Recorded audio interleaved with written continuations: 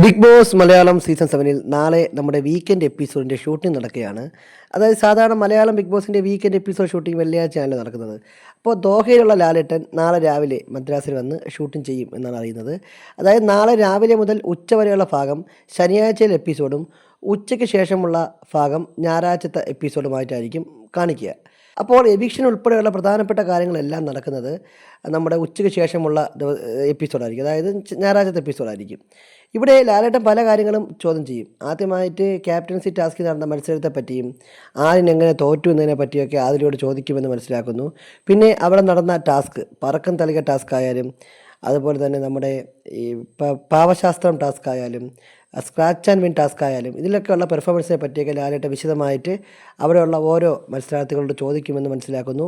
അതുകൂടാതെ തന്നെ വളരെ പ്രധാനപ്പെട്ട കാര്യം, നെവിനും അനുമോളും തമ്മിലുള്ള ഇഷ്യൂ, അത് ഭക്ഷണത്തിൻ്റെ പേരിലുള്ള ഒരു ഇഷ്യൂ ആയാലും അല്ലെങ്കിൽ നെവിൻ്റെ അമ്മുമ്മയെ അനുമോളെ വിളിച്ച കേസും അങ്ങനെയുള്ള ഒരുപാട് കാര്യങ്ങൾ ലാലേട്ടൻ ചോദിക്കും എന്നുള്ളതാണ് മനസ്സിലാക്കുന്നത്. എന്തായാലും നാളത്തെ എപ്പിസോഡ് അപ്ഡേറ്റുകൾ കൃത്യമായി ലഭിക്കാൻ വേണ്ടി നമ്മുടെ ചാനൽ സബ്സ്ക്രൈബ് ചെയ്യുക.